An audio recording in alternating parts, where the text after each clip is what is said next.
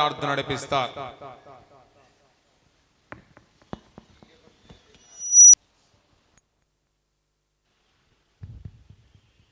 అందరు కళ్ళు మూసుకున్నట్టయితే ప్రార్థన చేసుకున్నాము.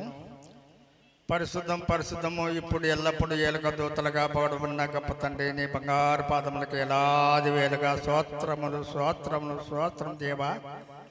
దేవా మేము పాపలము, చెడిపోయిన వారము, దౌర్భాగ్యలము, నీచులము, పాపం చేసిన వారం దేవా.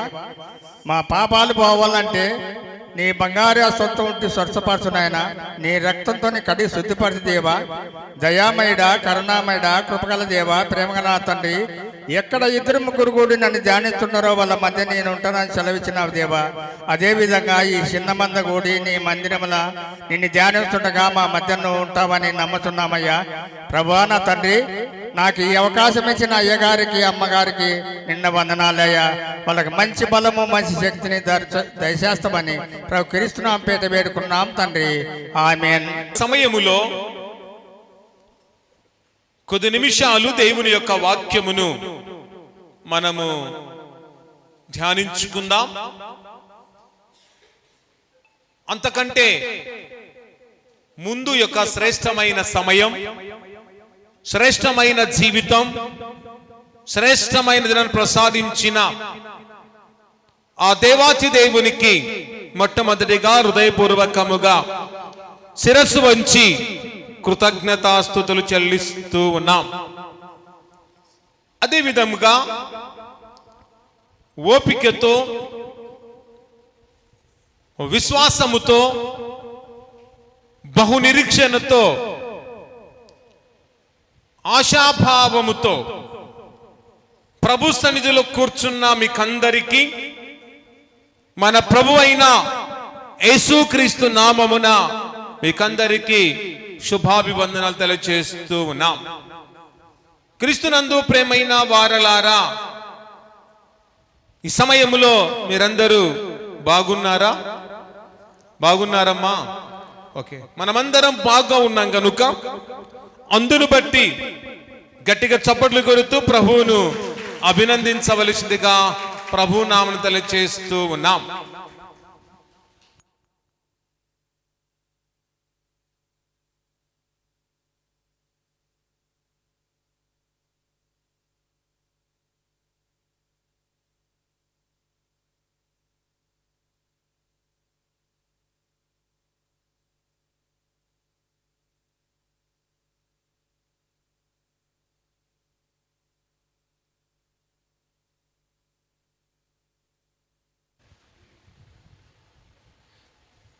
క్రీస్తునందు ప్రేమైన దేవుని బిడలారా,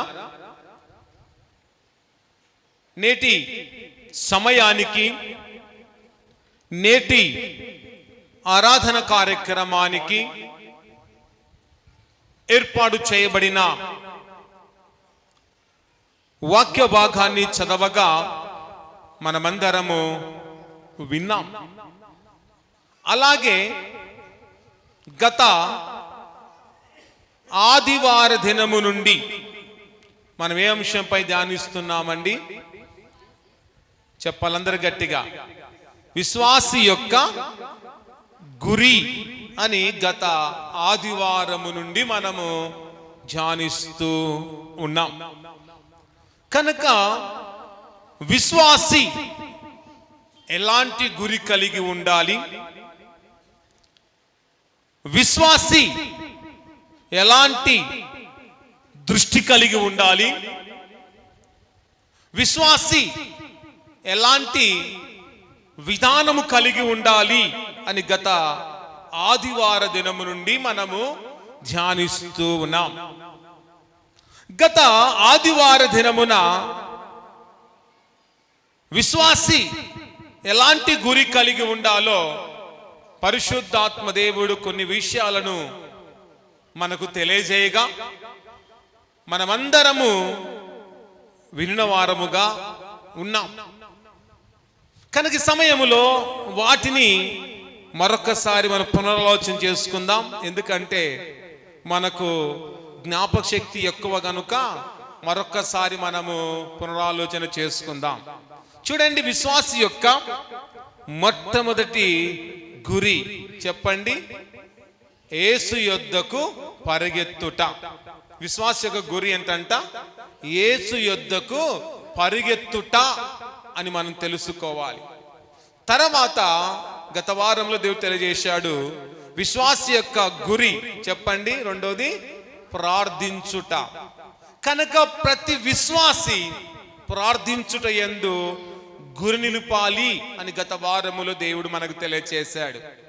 కనుక విశ్వాసి యొక్క రెండవ గురి ఏంటి? నిరీక్షించుట. కనుక ప్రతి విశ్వాసి చూడండి నిరీక్షించే విశ్వాసిగా ఉండాలని దేవుడు మనకు తెలియచేశాడు.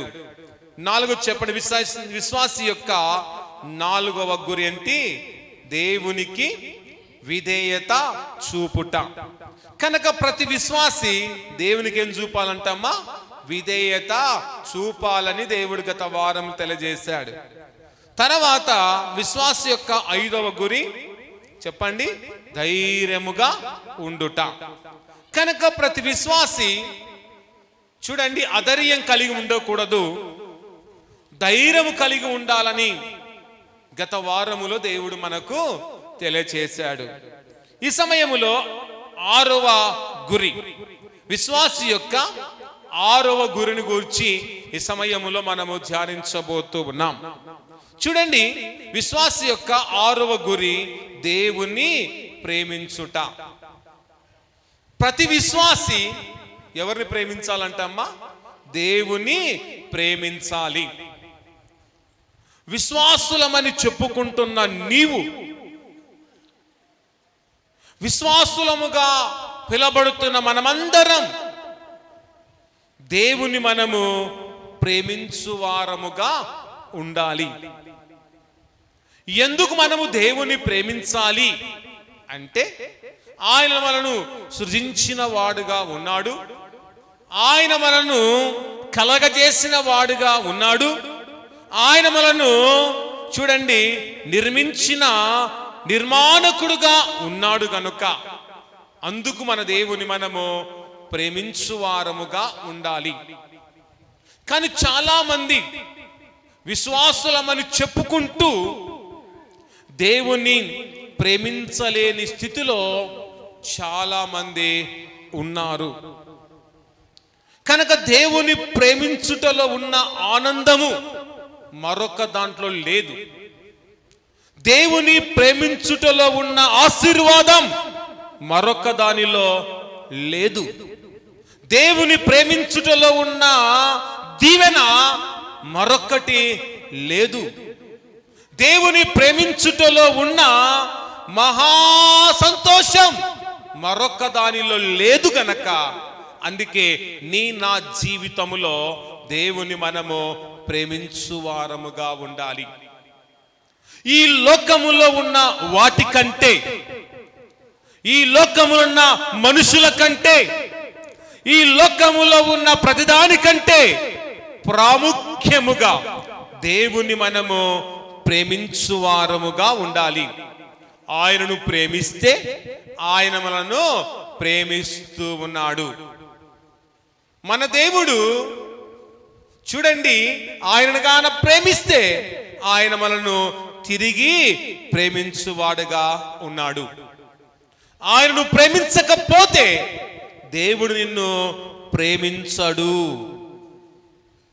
నువ్వెంతగా దేవుని ప్రేమిస్తావో అంతగా దేవుడు నిన్ను ప్రేమిస్తూ ఉన్నాడు. దేవునిపై ఎంత ప్రేమను కనపరుస్తావో దేవుడు నీపై అంతే ప్రేమను కనపరుస్తూ ఉన్నాడు. దేవునిపై ఎంత శ్రద్ధ వహిస్తావో దేవుడు నీపై శ్రద్ధ వహించి తగిన సమయములో దేవుడు మనలను ఆశీర్వదిస్తూ ఉండగా, ఆయన ఆశీర్వాదముల చేత మనము నింపబడి కప్పబడి ఈ లోకములో దినదినము మనము వెలుగునందు వారముగా ఉండాలని ప్రభు నామను తెలియచేస్తూ ఉన్నాం. అందుకే చదివిన వాక్య భాగం సామెతల గ్రంథము 8వ అధ్యాయము 17వ వచనాన్ని మరొకసారి చదువుకుందాం. చదవండి. నన్ను ప్రేమించు వారిని నేను ప్రేమించుచున్నాను. చూడండి దేవాతి దేవుడు సెలవిస్తున్న మాట. ఏమంటున్నాడు? నన్ను ప్రేమించు వారిని నేను ప్రేమిస్తూ ఉన్నాను. ఎవరైతే నన్ను ప్రేమిస్తారో వారు నేను ఖచ్చితంగా ప్రేమిస్తాను అంటూ ఉన్నాడు. చూడండి, మనలోనైతే కృతజ్ఞత అనేది లేదు, కానీ దేవుని విషయములో ఆయన చాలా కృతజ్ఞత గలవాడుగా ఉన్నాడు. ఆయన మన పట్ల ఎంతగానో ప్రేమ కలిగిన వాడుగా ఉన్నాడు గనక దేవాతి దేవుడు అంటున్నాడు, ఒక అడుగు మనం ముందుకు వేస్తే ఆయన 100 అడుగులు మన వైపు అడుగులు వేసేవాడుగా ఉన్నాడు. ఒక అడుగు దేవుని వైపు వేస్తే ఆయన మన వైపు 100 అడుగులు వేసి మన చెంతకు చేరి, మన దగ్గరికి చేరి, మన నివాసములకి చేరి ఆయన ప్రేమిస్తూ ఉన్నాడు. ఆయన చేత ఒక్కసారి ప్రేమించబడితే చాలు, నీ జీవితము ధన్యమే. దేవుని చేత ఒక్కసారి నువ్వు ప్రేమింపబడితే చాలు, నీ జీవితానికి ఎదురు అనేది ఉండదు. ఒకసారి దేవుని ప్రేమగాన నువ్వు పొందితే ఆ ప్రేమ శాశ్వత కాలము నీతో ఉంటుంది గనక, అందుకే ఇంతవరకు దేవుని ప్రేమ నోచుకోలేని స్థితిలో నువ్వు ఉన్నావేమో.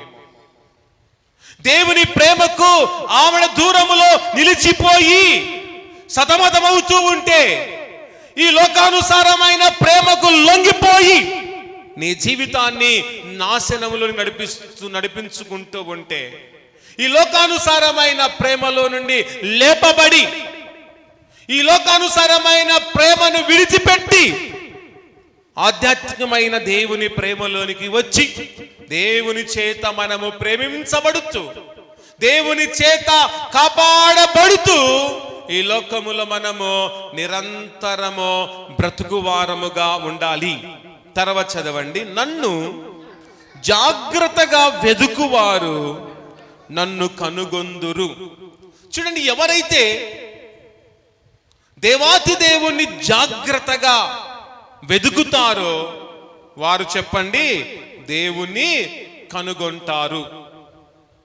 కనుక నువ్వు దేవుణ్ణి కనుగొనాలి అంటే నీలో నాలో దేవుని జాగ్రత్తగా వెదకడము నేర్చుకోవాలి.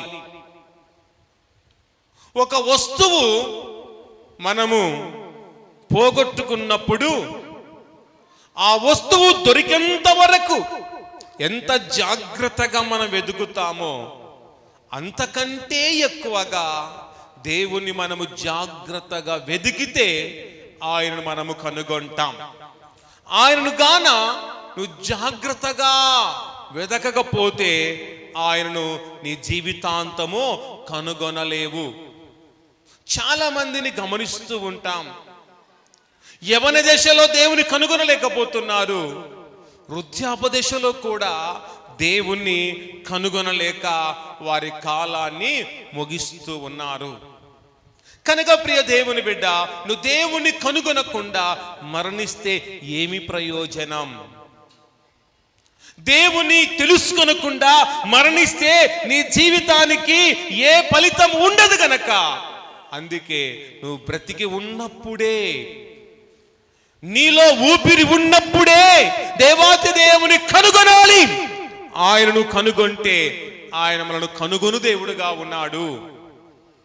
ఆయనను వెతుకుతే ఆయన మనకు దొరుకుతూ ఉన్నాడని నమ్మి ఆయనను వెతికి వెతికి ఆయనను మనము పట్టుకుని వారముగా ఉండాలి. ఆయన వెతికి వెతికి కనుగొని ఆయన యొక్క కనుదృష్టిలో మనము నివాసము చేయాలి. కానీ ఆయన కనుదృష్టి మన మీద ఉందా? ఒక విశ్వాసులమని చెప్పుకుంటున్నాం, విశ్వాసులమని పెత్తనాలు చేస్తున్నాం, విశ్వాసులమని చెప్పుకుంటున్నాము, కానీ తగిన రీతిలో నువ్వు దేవుని వెదకలేక, తగిన రీతిలో దేవుని ప్రేమించలేక, తగిన రీతిలో దేవుణ్ణి ఆశ్రయించలేని స్థితిలో నువ్వు ఉంటున్నావు. అలా ఉండక నీ విశ్వాసానికి ఒక అర్థము రావాలి, నీ విశ్వాస జీవితానికి ఒక ఘనత అనేది రావాలి అంటే దేవునిని మనం ఎంతగానో మనము కనుగొని ఆయన సన్నిధిలో మనము దేవునితో సహవాసము చేసేవారముగా ఉండాలి. తర్వాత చూడండి 7వ విషయం చూస్తే, విశ్వాసి యొక్క గురి దేవుని గూర్చి ఆలోచించుట. విశ్వాసి అయిన వారు ఏం చేయాలంటమ్మా? ఎవరి గురించి ఆలోచించాలంట? దేవుని గూర్చి ఆలోచించాలి.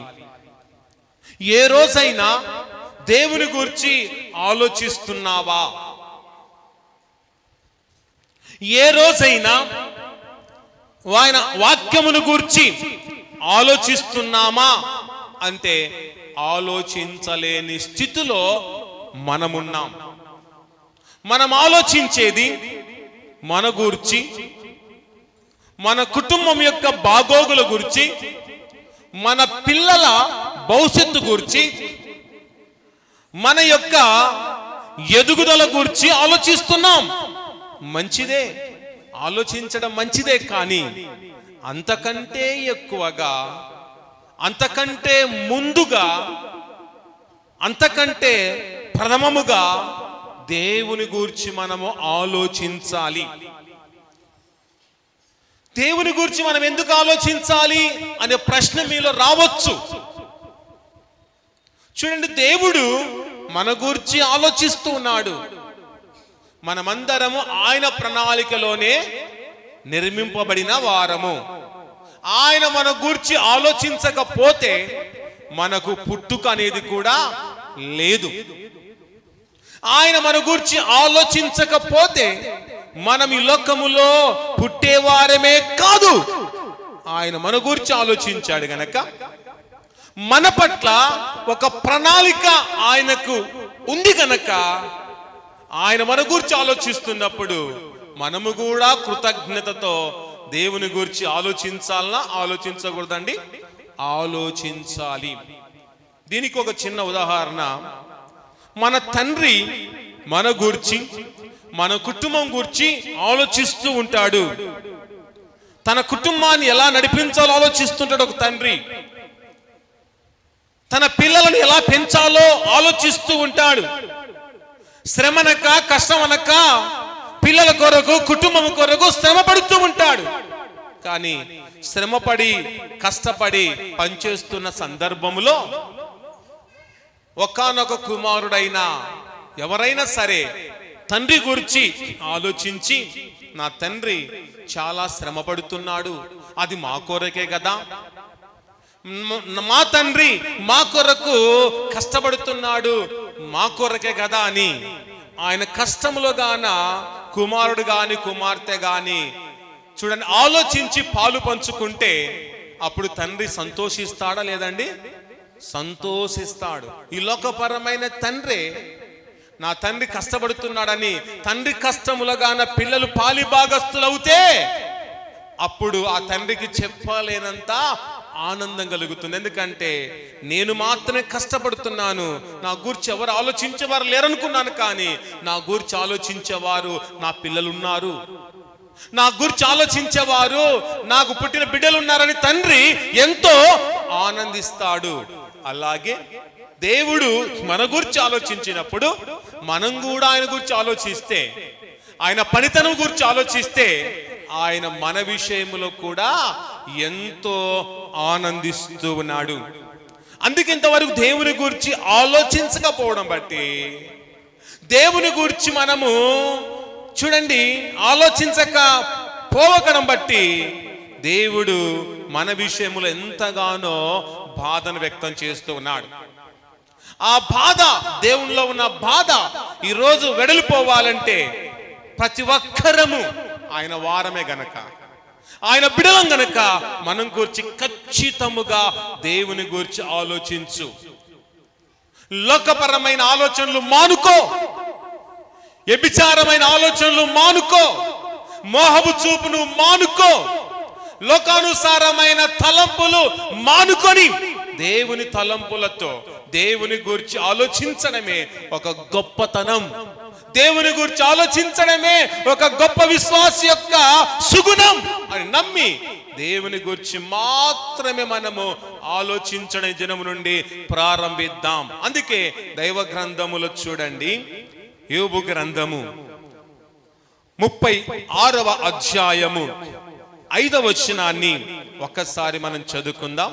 దేవుని గురించి ఆలోచించాలి, ఎందుకంటే ఆయన సామాన్యమైన వాడు కాదు, నీలాంటి నాలాంటి వాడు కాదు, సామాన్యమైన మానవుడు కాదు, ఆయన బలవంతుడైన దేవుడు అని వాక్య భాగములో మనం చూస్తున్నాం. చదవండి. ఆలోచించుము, దేవుడు బలవంతుడు గాని ఆయన ఎవరిని తిరస్కారము చేయడు. ఆలోచించుము, దేవుడు బలవంతుడు. దేవుని బలమును గురించి మనం ఆలోచించాలి, ఎందుకంటే మన దేవుడు బలహీనుడు కాదు, బలవంతుడు. అందుకే ఆయన బలవంతుడు అని ఆలోచించువారుగా ఉండాలి. నువ్వే ఆలోచన కలిగి ఉంటున్నావు అమ్మలారా, అక్కలారా, అయ్యలారా? ఏ ఆలోచన నీలో ఉంది? ఒక రోజైనా దేవుని గురించిన ఆలోచన నీలో ఉందా? ఎక్కడ చూసినా మనలో ఉన్నవన్నీ కూడా శరీరానుసారమైన ఆలోచనలు తప్ప దేవుని గూర్చిన ఆలోచన, దేవుని గూర్చిన ప్రణాళిక మనలో ఎప్పుడు కూడా లేదు. దేవునికి మనము ఎప్పుడు కూడా వ్యతిరేకంగానే జీవిస్తూ ఉన్నాం. ఎప్పుడు చూసినా దేవునికి మనము ఆపోజిట్ గానే జీవిస్తున్నాం, కానీ అనుకూలముగా జీవించడము లేదు. అందుకే మన బ్రతుకు అంతంత మాత్రంగా ఉన్నాయి, మన స్థితి అంతంత మాత్రంగానే ఉంది. అందుకే నీ స్థితి ఉన్నత స్థితికి మారాలి, నీ జీవితం ఉన్నతమైన భవిష్యత్తులోనికి వెళ్ళాలి.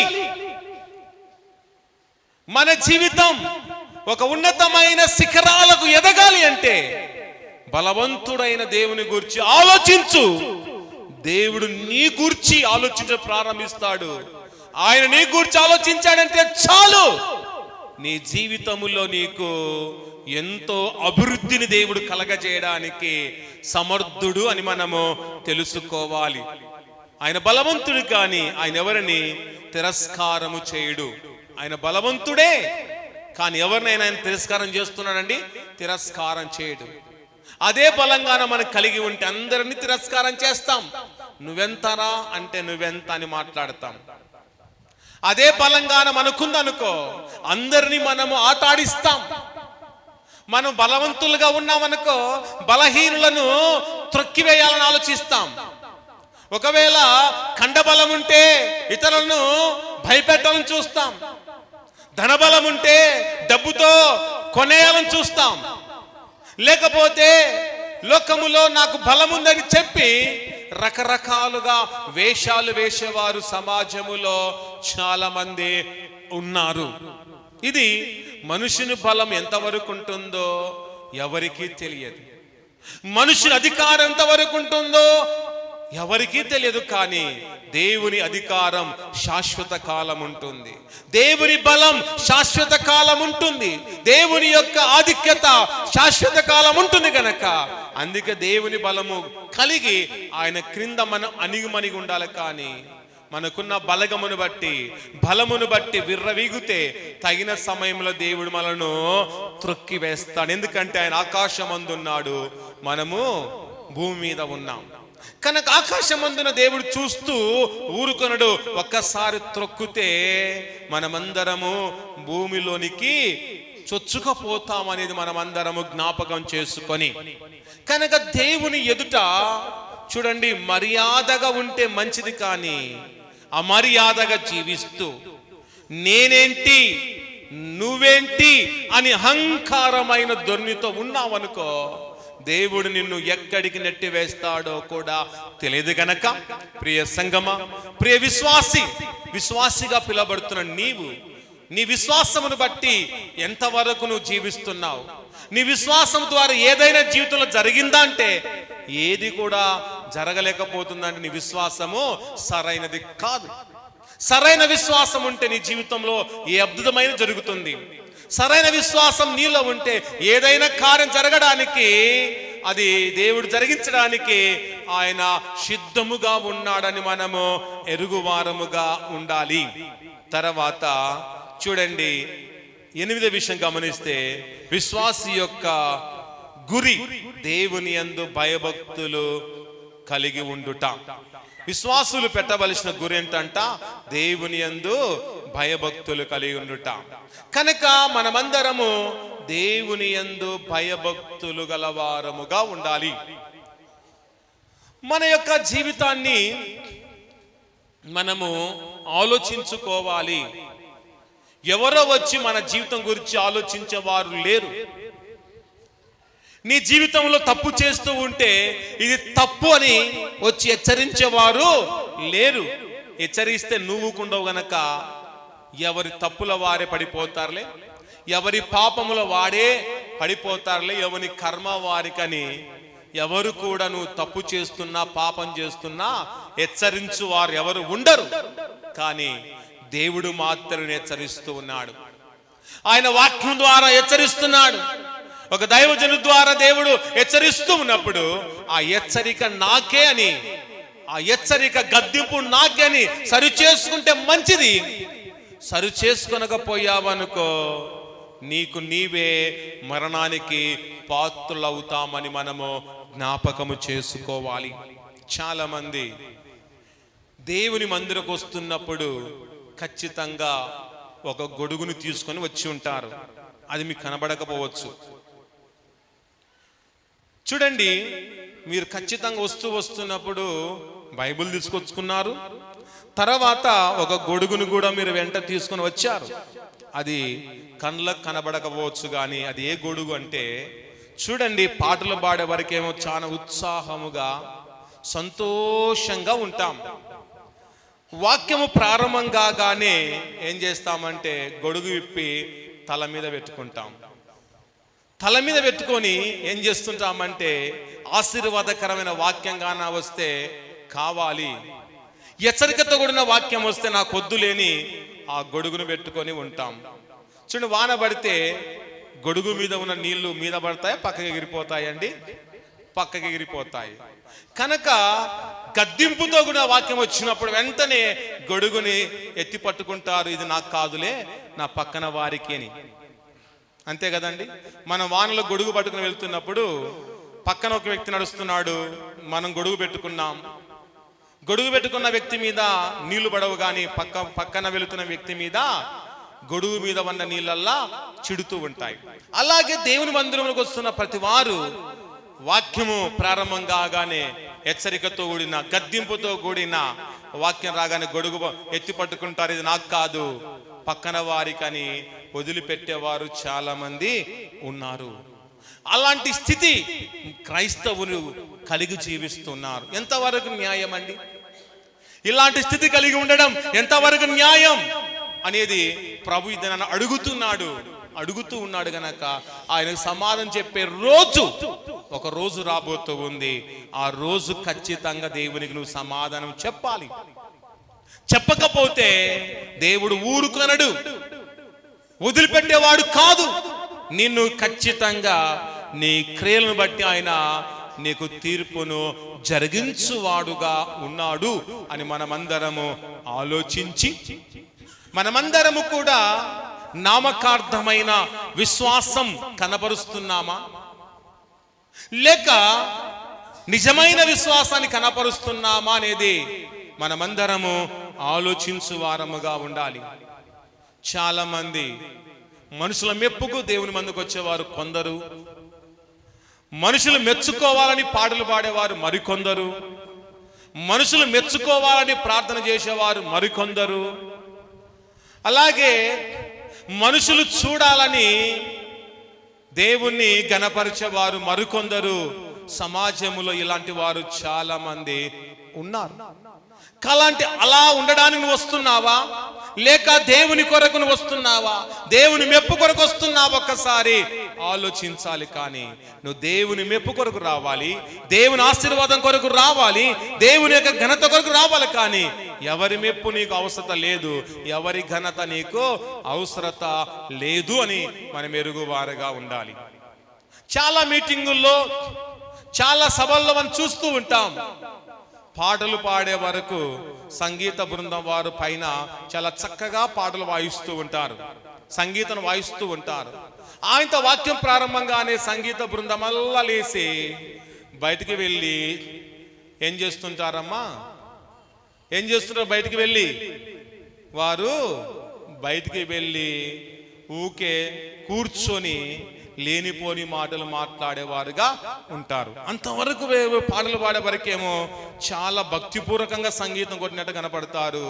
ఆ వాక్యం ప్రారంభం కాగానే సంగీత బృందమల్లా బయటికి వెళ్ళి లేనిపోని విచ్చలవిడి మాటలు మాట్లాడుతుంటారు. వాక్యం అయిపోయిన వెంటనే మరలా ఏమో నీతిమంతుల్లాగా పరుగులు తీసుకొచ్చి మరలా సంగీతాన్ని వాయిస్తూ ఉంటారు.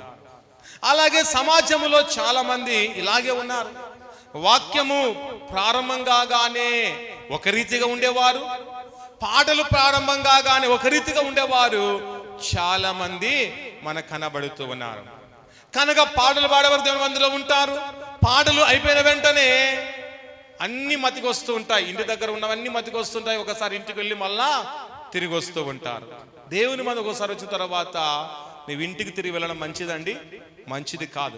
ఒక్కసారి దేవుని మందిరికి వచ్చిన తర్వాత నువ్వు మళ్ళా ఎప్పుడు వెళ్ళాలి? దేవుని మందిరం ముగించుకున్న తర్వాతనే వెళ్ళాలి. కానీ మళ్ళా ఇంటికి వెళ్ళి బయటికి వెళ్ళి వచ్చేవారు సమాజంలో ఉన్నారు. ఇది మంచిదా మన క్రైస్తవ జీవితానికంటే? అది మంచిది కాదు. కనుక మనం నేర్చుకోవాలి, క్రమశిక్షణ అనేది మనకు అవసరం. ప్రతి విశ్వాసికైనా ప్రతి క్రైస్తవునికైనా క్రమశిక్షణ అవసరము. విశ్వాసం ఎంత అవసరమో, భక్తి జీవితం ఎంత అవసరమో, క్రమశిక్షణ అంతే అవసరమై ఉన్నది అని మనము తెలుసుకొని క్రమశిక్షణ లేని బ్రతుకు దేవుడు ఆశీర్వదించడు. క్రమశిక్షణ లేని వారిని దేవుడు ఎప్పుడు కూడా చూడండి క్షమించడు అని జ్ఞాపకం చేసుకొని క్రమశిక్షణ అనేది మనము నేర్చుకుని వారముగా ఉండాలి. కనుక మనమందరం దేవుని యందు భయభక్తులు కలిగి ఉండాలి. అందుకే చూడండి కీర్తనల గ్రంథము 103వ కీర్తన 17వ వచనం నుండి మనం చదువుకుందాం. చదవండి. 103వ కీర్తన. ఆయన నిబంధనను గైకొనుచు ఆయన కట్టడలను అనుసరించి నడుచుకుని వారి మీద, యెహోవా యందు భయభక్తులు గల వారి మీద ఆయన కృప యుగ యుగములు నిలుచును. ఎవరి మీద ఆయన కృప నిలుస్తుందంట అండి?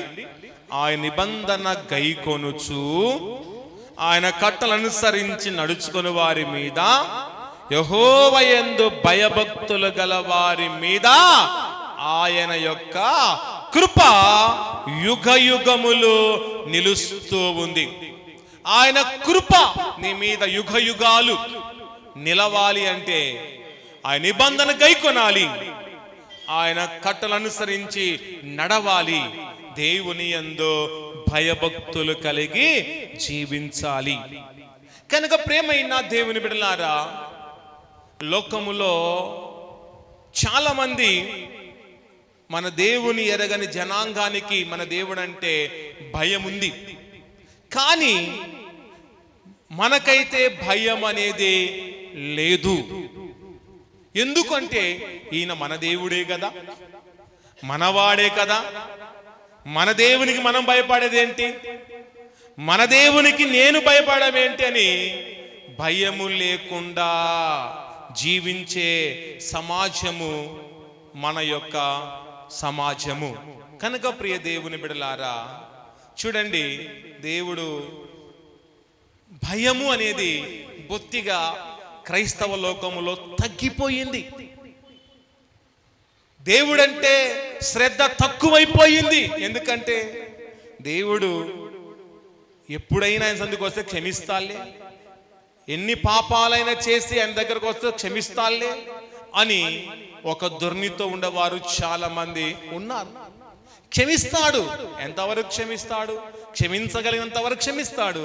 ఇంకా మితిమీరిన పాపాలు చేస్తూ ఉంటే, తలపొగురుతనముతో నువ్వు పాపం చేస్తూ ఉంటే, తలపొగురుతనముతో నువ్వు తిరుగుతూ ఉంటే, ఏదో ఒక రోజు నీ తలను పగలొట్టడానికి దేవుడు సిద్ధముగా ఉన్నాడు. అలా కాకముందే దేవుని భయము కావాలి. దేవుని యందు భయభక్తులు కలిగి ఉండడము మనకు కావాలి. కనుక భయము భక్తి లేని వాని జీవితంలో ఏది కూడా జరగదు, జరగబోదు.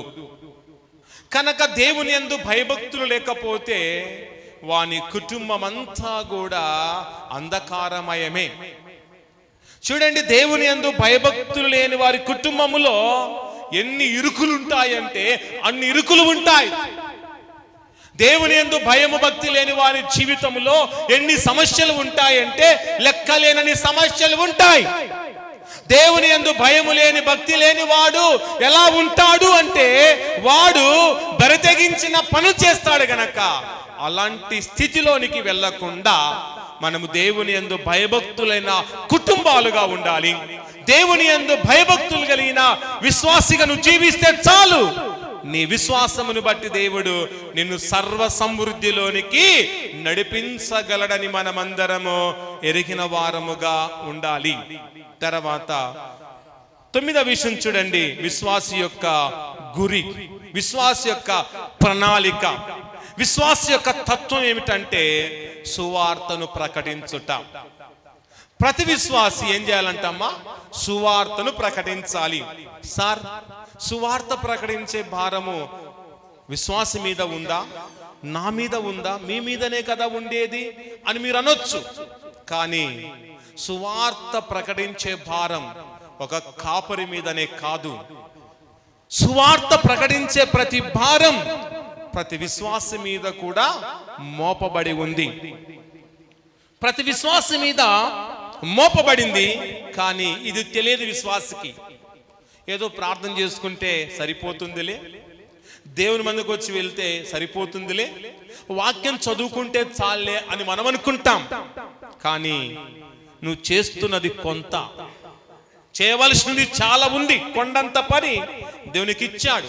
ఆ పనిని మడకబెట్టేసి ఈ పని నాది కాదులే, ఈ పని కాపరులది, సేవకులది అని వారి మీకు తోసేస్తూ ఉన్నాం.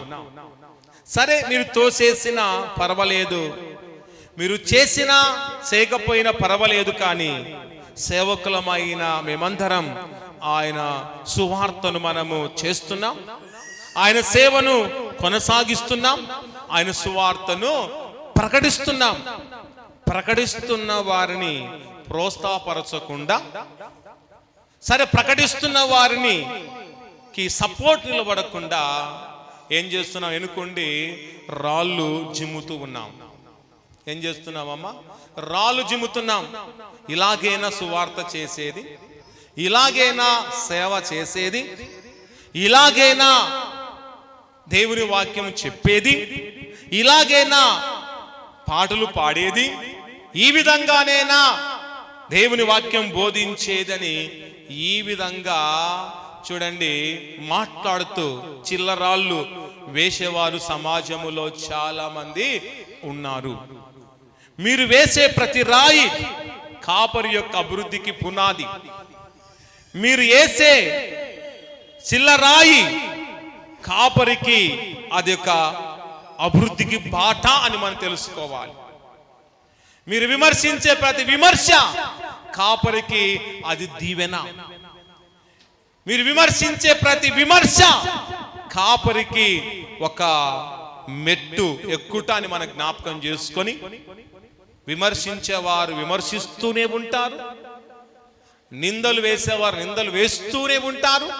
కానీ ఒకవేళ ఎవరు ఏమనడం లేదులే అనుకోవచ్చు, కాపరి ఏమనకపోవచ్చు, విన్నవారు ఏమనకపోవచ్చు, కానీ దేవుడు మాత్రము ఏరొక రోజు ఊరుకుండకుండా తగిన రీతిలో నీకు బుద్ధిని ప్రసాదిస్తాడు. తగిన రీతిలో దేవుడిని శిక్షించడానికి సిద్ధముగా ఉన్నాడు అని మనం జ్ఞాపకం చేసుకొని సువార్త ప్రకటించే భారం మన మీద ఉంది గనక ఆయన సువార్తను మనం ప్రకటిద్దాం.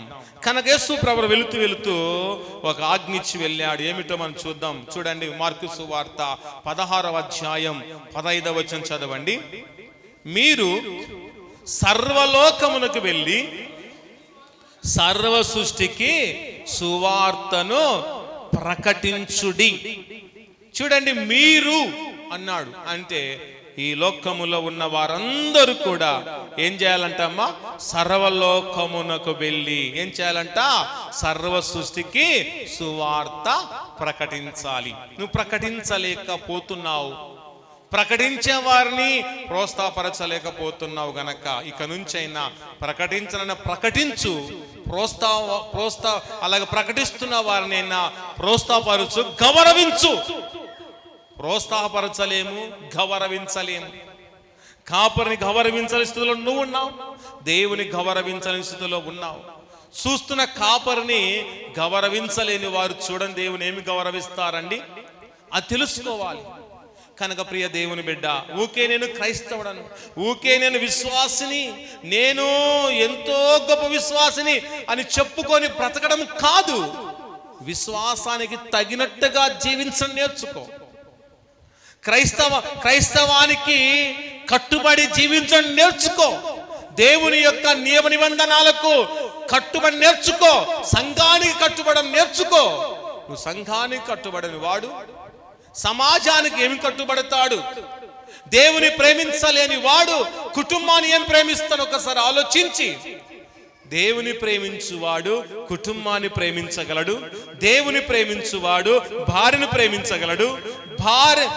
భార్య దేవుని ప్రేమిస్తే భర్తను ప్రేమిస్తారు. దేవుని ప్రేమ లేని వాడు ఎవరిని కూడా ప్రేమించలేరు గనక అందుకే దేవుని ప్రేమ మనలో ఉంటే అందరినీ ప్రేమిస్తాం. దేవుని ప్రేమ మనలో ఉంటే అందరినీ మనము గౌరవిస్తామని ఎరిగి ఇది నాన్న దేవుని ప్రేమను మనమందరము పొందుకొని ఆయన ప్రేమ సువార్త, ఆయన ప్రేమ సువార్తను ప్రకటించుచు అనేకులను తన వైపు తిప్పే యోధులముగా, ప్రయోజకులుగా, విశ్వాసులుగా మనము కనబడాలని ప్రభునామన తెలియచేస్తూ ఉన్నాం.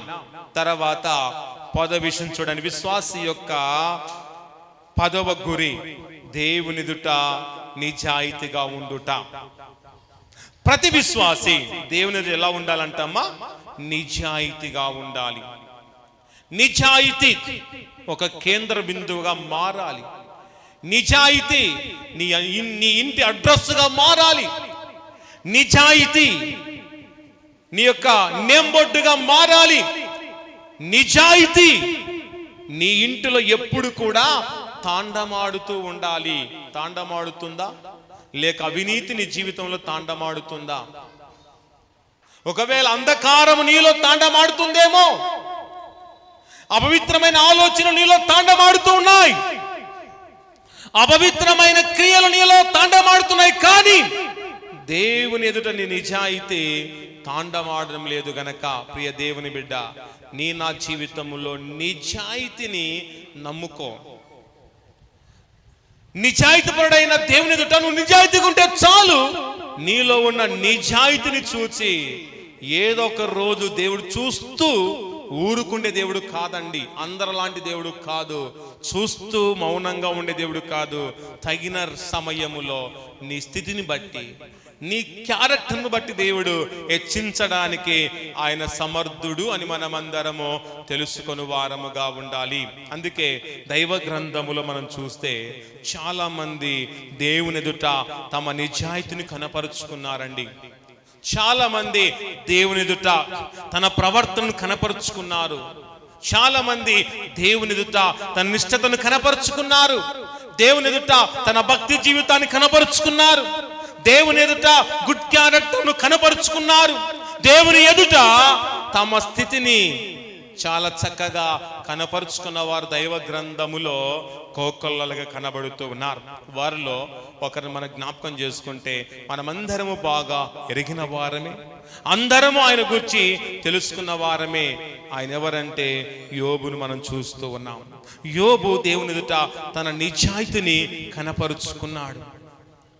యోబు దేవుని ఎదుట తన భక్తి జీవితాన్ని కనపరుచుకున్నవాడుగా మనమందరము దైవ గ్రంథములో మనం చూస్తున్నాం. ఎలా కనపరుచుకున్నాడో వాక్య భాగములో మనం చూద్దాం. చూడండి, యోబు గ్రంథము 1వ అధ్యాయము 1వ వచనములోనే తన భక్తి జీవితాన్ని దేవుని ఎదుట చాలా చక్కగా కనపరుచుకున్నాడు. తన నీతిని దేవుని ఎదుట కనపరిచిన వాడుగా ఉన్నాడు అనేది అక్కడ మనం చూస్తున్నాం. చదవండి. ఊజు దేశమందు యోబు అనొక మనుష్యుడు ఉండెను. అతడు యథార్థవర్తనుడు. అతడు ఎలాంటి వాడంటమ్మా?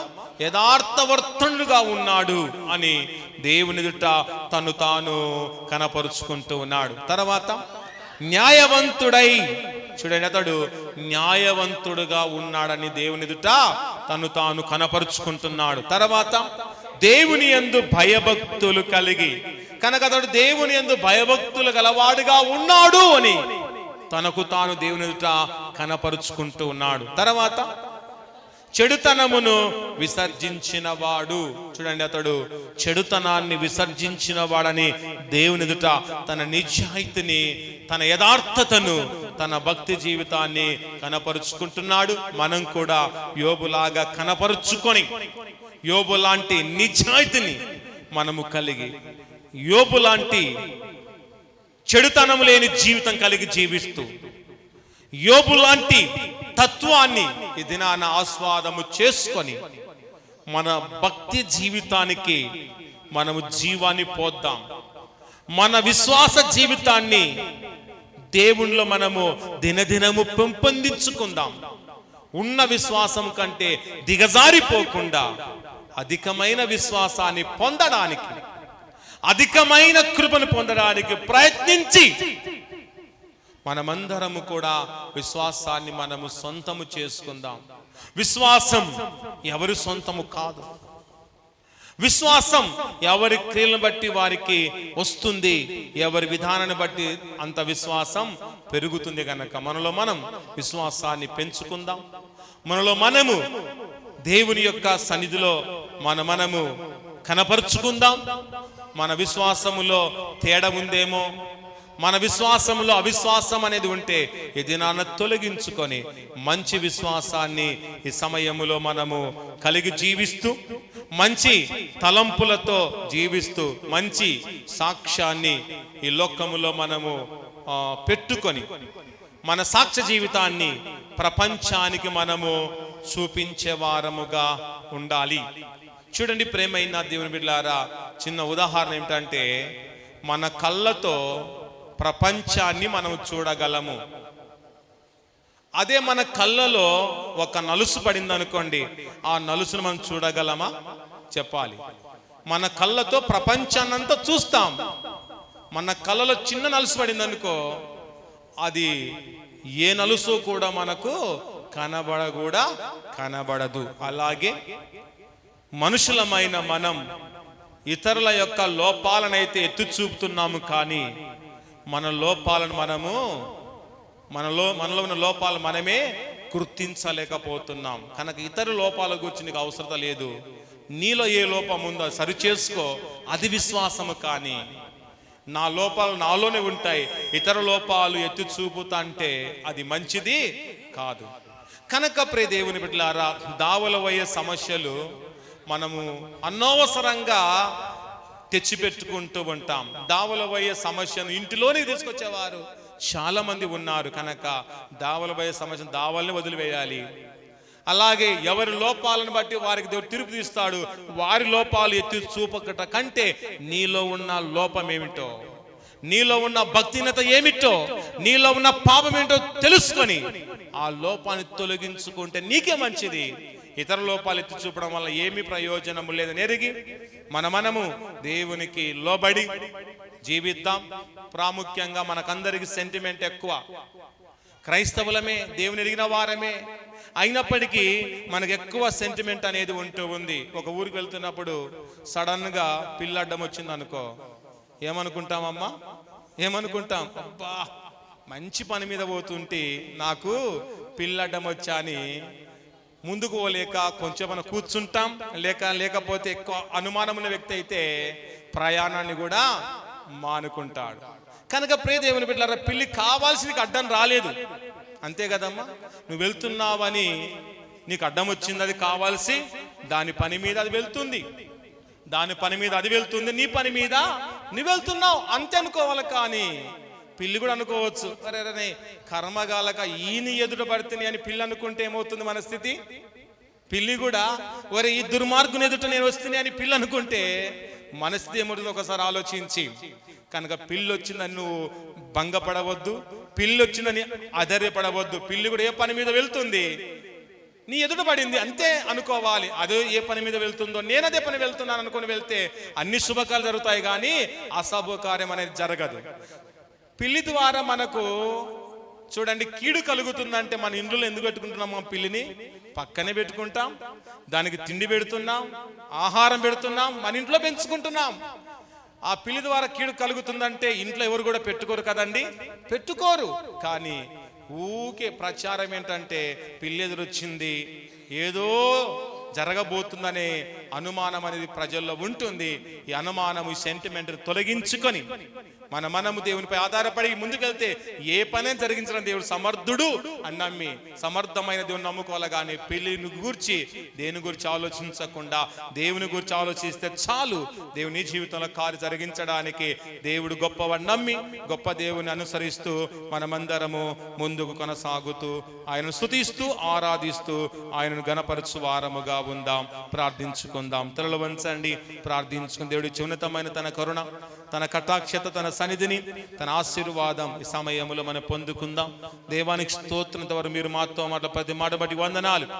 ఈ వాక్య ప్రకారంగా జీవించే మహాధన్యత మాకందరికి మీరు ప్రసాదించడని అందులో కాబట్టి నీకే వందనాలు ప్రభు అని మేమందరం అలాంటి గురి కలిగి నీలో స్థిరపడడానికి గొప్ప సహాయమును మాకు అందించుమని అందరూ ప్రార్థిస్తూ ప్రభువును స్తుతిస్తూ ఉండగా ప్రార్థన చేసుకుందాం. దేవానికి వందనాలని దేవుని స్తుతిస్తున్న ప్రార్థన మన మధ్యలో ఉన్న అలాగే కాంతమ్మ గారు మన ప్రార్థన నడిపిస్తారు.